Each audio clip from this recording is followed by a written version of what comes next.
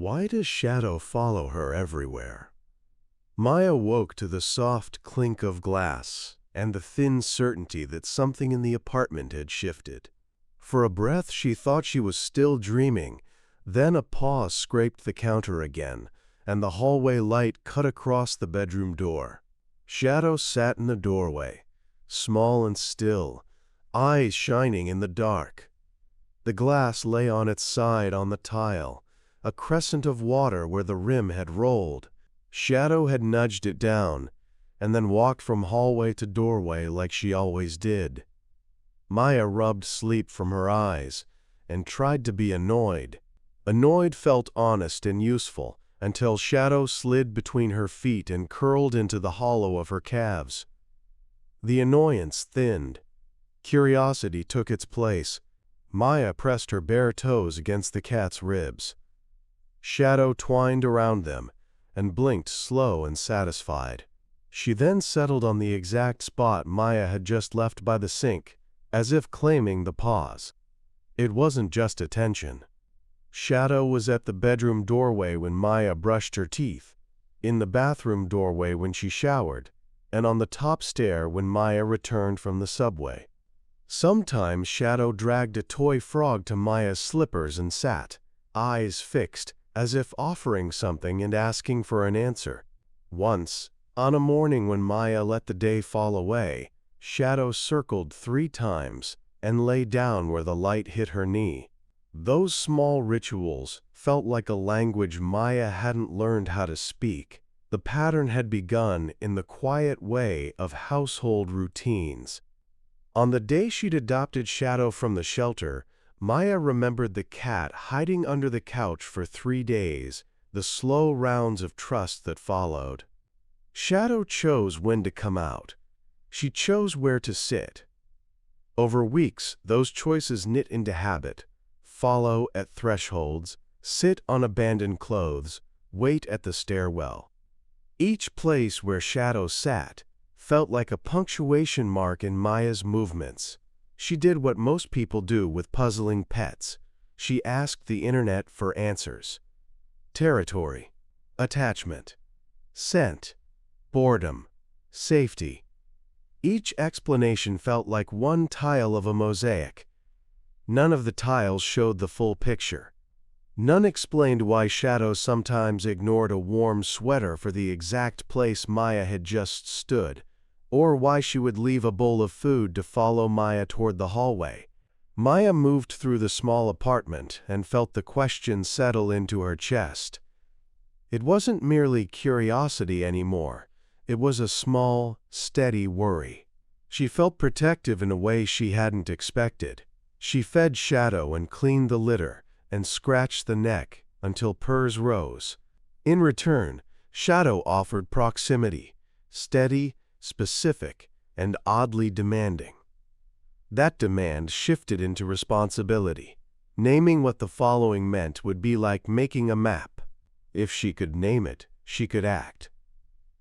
"I'm going to find out," she said, more to steady herself than to announce a plan. Shadow blinked, unimpressed, then brushed her head against Maya's hand. The contact made her heart slow. She could feel the shape of a plan. Observe, test, ask someone who knew. That night she slept with Shadow curled at her feet, and the question held like a small promise.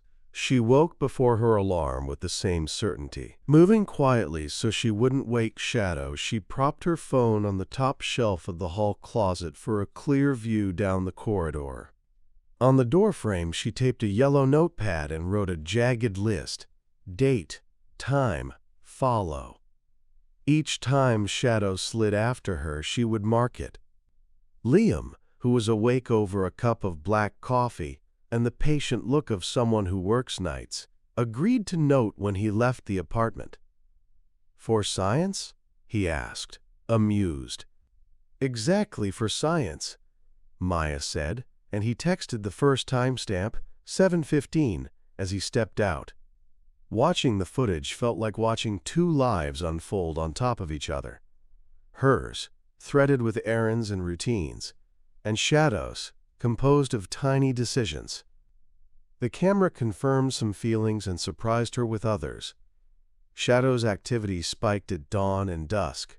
She moved with a kind of purpose when light softened. Maya pulled up an article on crepuscular habits and said aloud, "She gets busy when it's quiet," because translating the term into plain language made the data sit right in her head.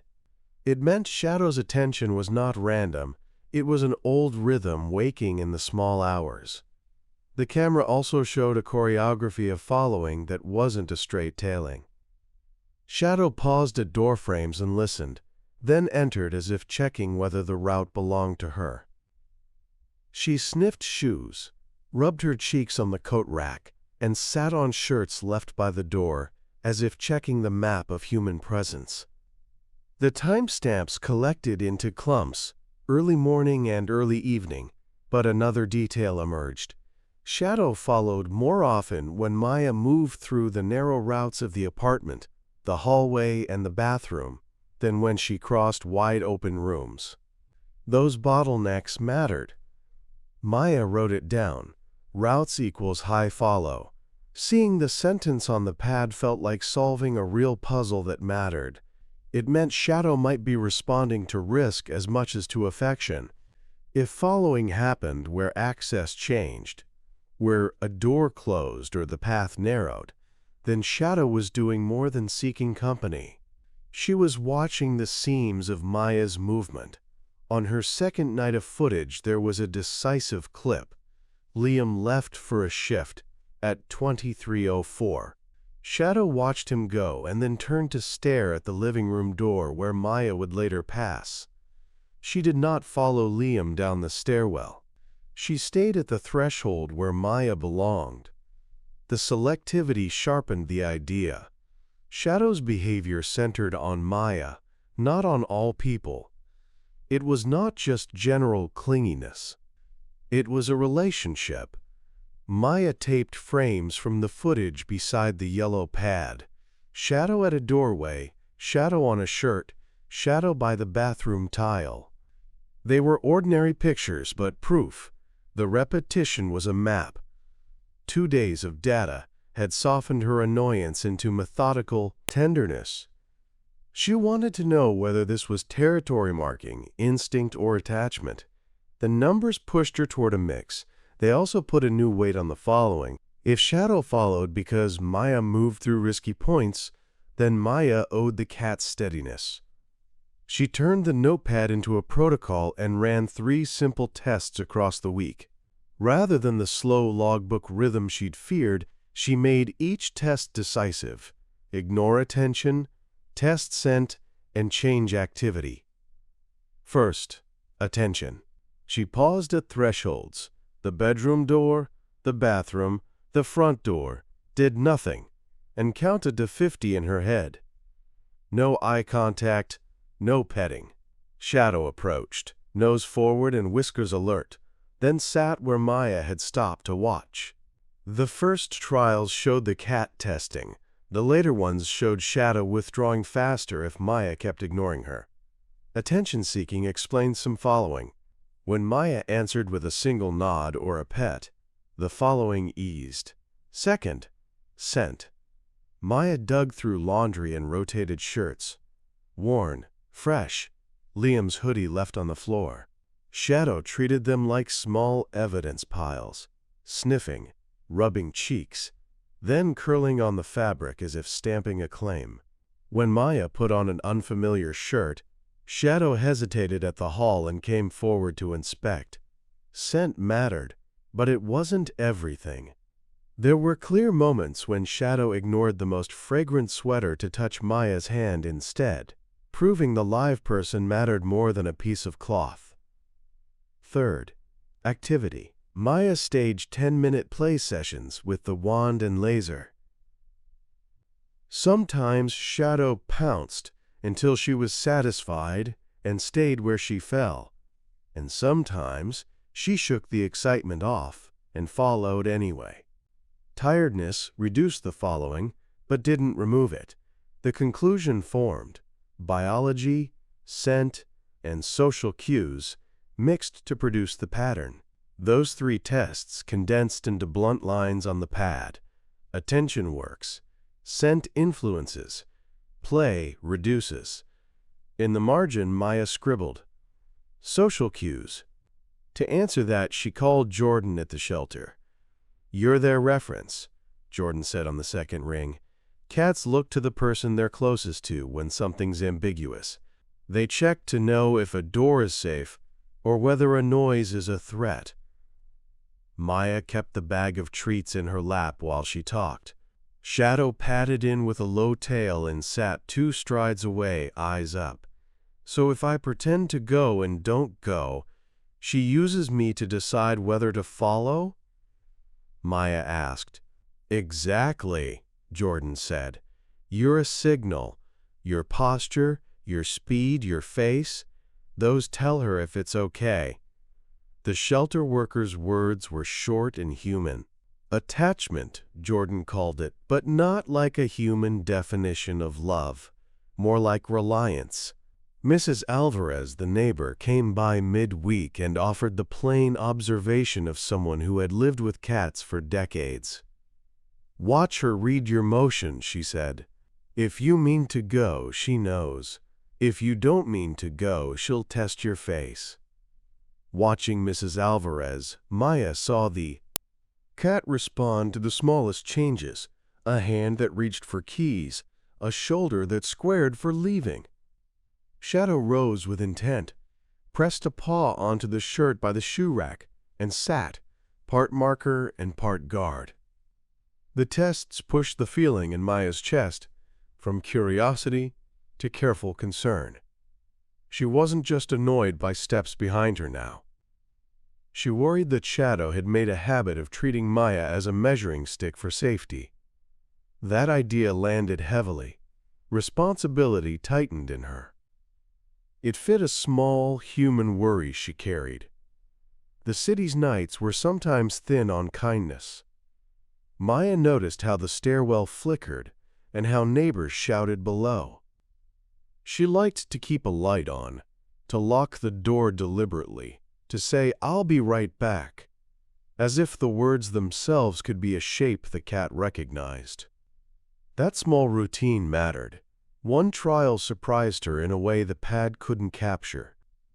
She emptied treats on the kitchen floor and made a show of eating in the living room, then got up and walked toward the hall without looking at Shadow. The cat abandoned the treats and followed. That choice said more than a timestamp. Shadow left immediate food to follow a person. The cat wasn't only scent and habit. She was checking Maya. Each finding tightened Maya's protective feeling. She began to change small things. She left a shirt by the door sometimes. She played before she left to lower Shadow's restlessness. She left a hallway nightlight sometimes when she showered. The experiments had turned into tending.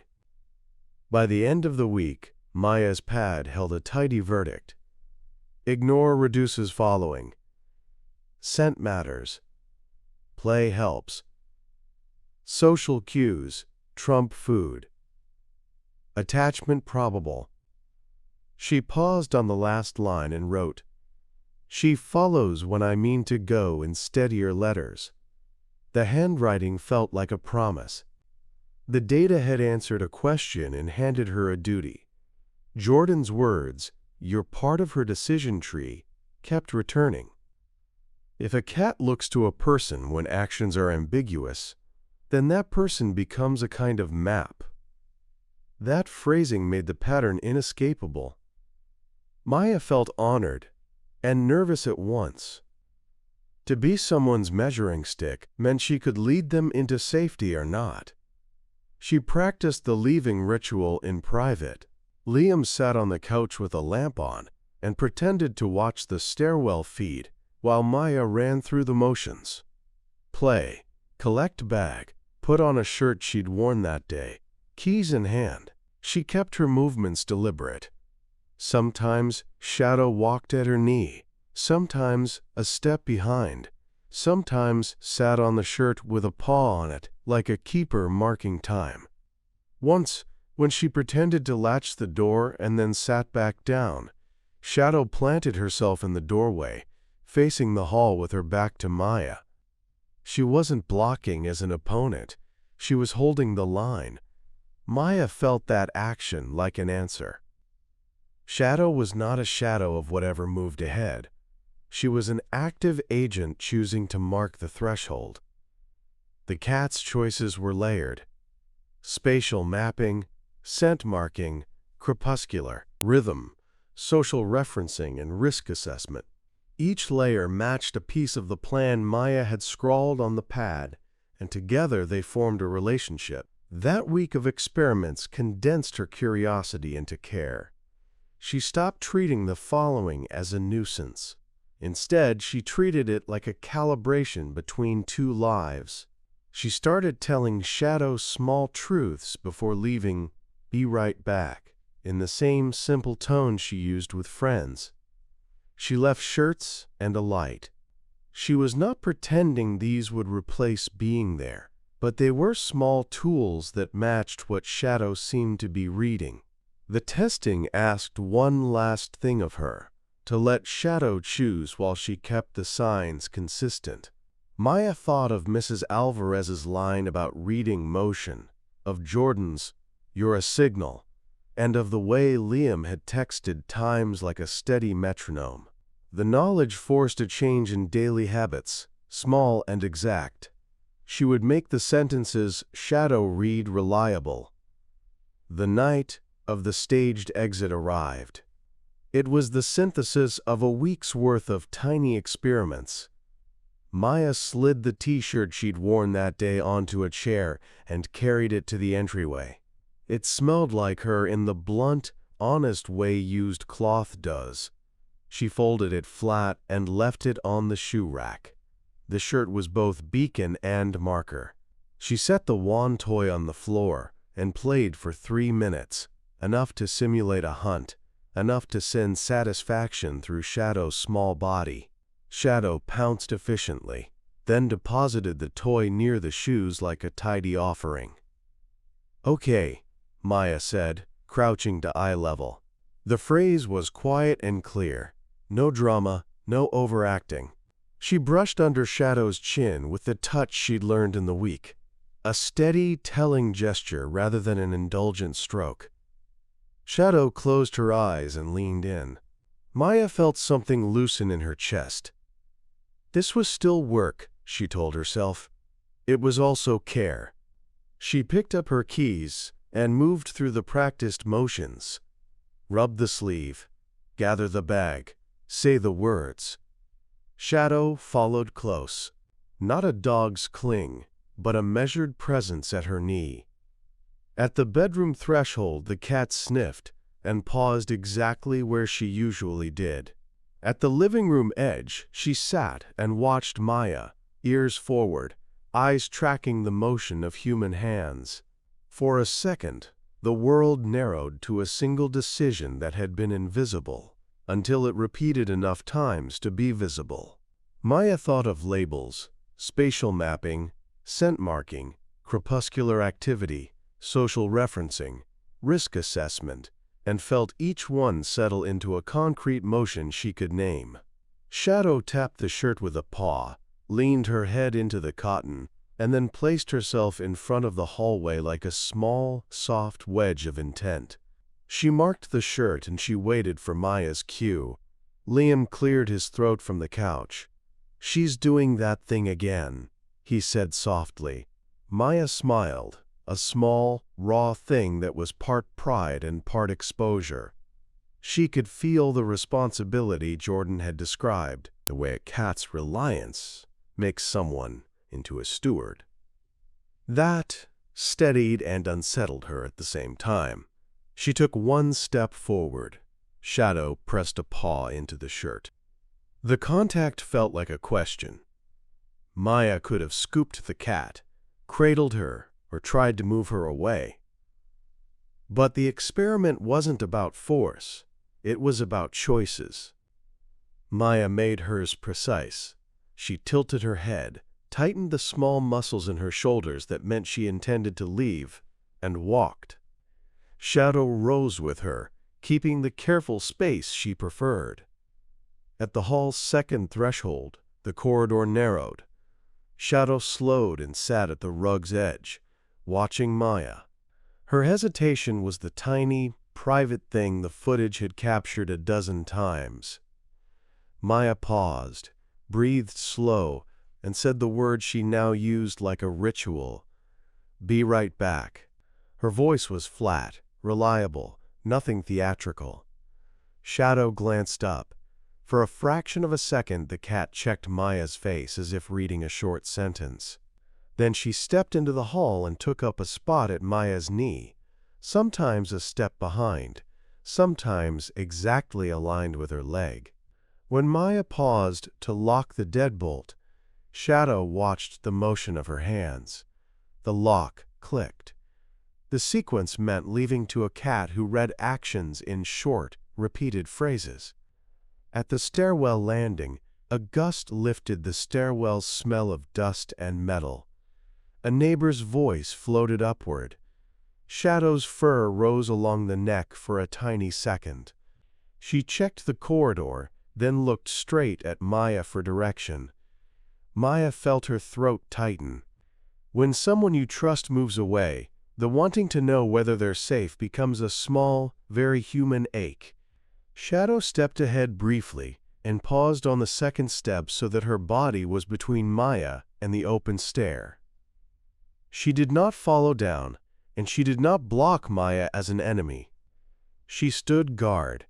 The pose was a clear answer: mark, measure, and hold until the world showed its shape. Maya felt a pride that surprised her, made thin with worry. The trust had weight. She had one small test left. The nightlight in the hall and the shirt on the rack were there in case comfort and scent mattered. She thought of the anomalies the week had shown: the neighbor's cat yowling, a flickering stair light, a siren in the middle of the night. Those moments proved Shadow's choices were not blind attachment. She was also a risk assessor. That kept the answer from being tidy. Maya stepped fully into the hallway and felt the stair's concrete under her shoes. Shadow sat an arm's length behind and watched. For a moment she stopped cataloging why and only watched what the cat did. The tilt of a head, the steadying of paws, the way Shadow tracked the motion of human hands. The thought arrived plain and unexpected. Maybe she isn't following me so much as choosing to be with me. The idea lightened and exposed her all at once. She took another step down. Shadow's silhouette filled the doorway behind her, framed by the thin stairwell light. The hall door began to close. The click of the metal latch sounded small and final. Maya's hand tightened on the railing. Shadow rose, paced a single clear step, and then sat, back to the stairwell, eyes on Maya's hands as if to read the last sentence of the leaving. The door was halfway